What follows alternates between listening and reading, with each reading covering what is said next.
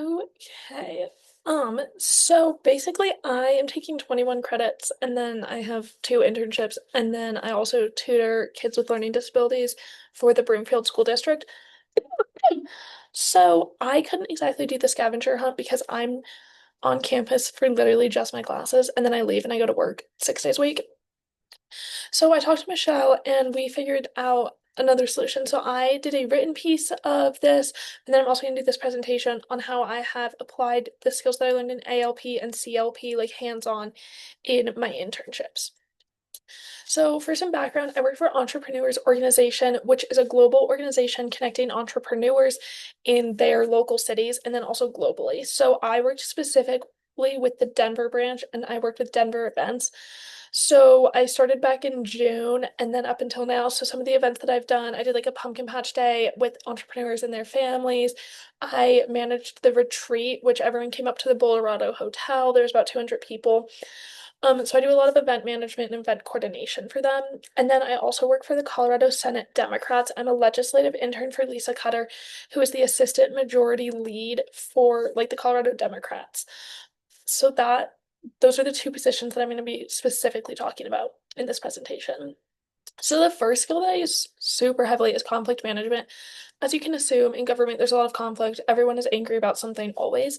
And so I learned a lot in CLP last year, or ALP last year, and then we dove even more into it in ALP this year. All of my words are getting jumbled. Um, but I really work hard on adjusting the type of interaction for the type of person. And specifically, I find what works best is like a personal connection. We talked about that a lot in ALP. Of rather than just being like, this totally sucks. I agree. I'm like, hey, like I had something very similar happen to me. The best example I can think of is the senator I work for represents congressional district 20, which includes my hometown of Evergreen. And I started in September. And on September 10th, there was a shooting at the Evergreen High School, which is where my brother attends, and he was there. And we got a lot of really angry, obviously, totally understandable emails from constituents.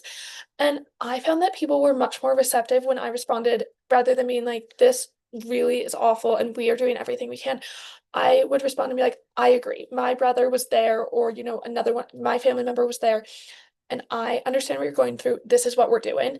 People are way more receptive to that because otherwise you just sound like a robot responding to conflict. So addressing their side of things and also creating that personal connection makes it a lot easier to actually work through a problem.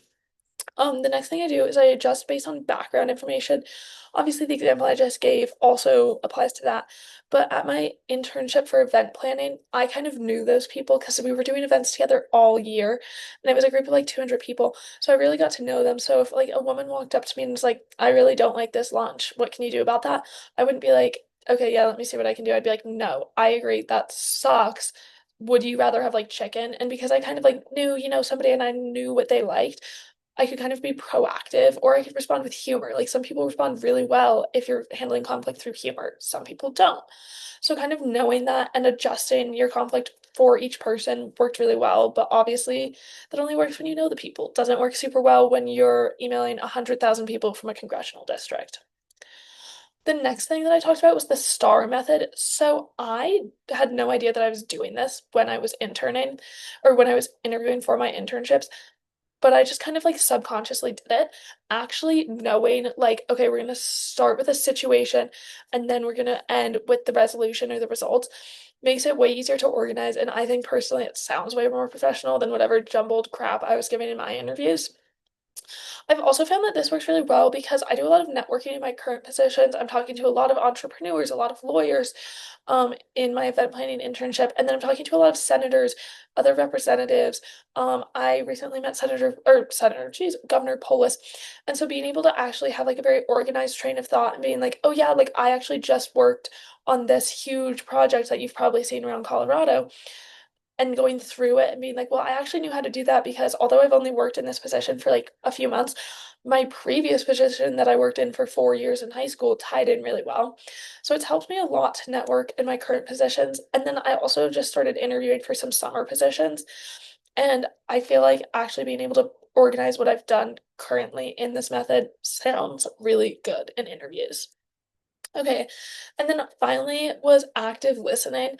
I have ADHD, and for me to be able to listen, I'm like doodling on a piece of paper, and that looks really bad, and you just don't look great doing that.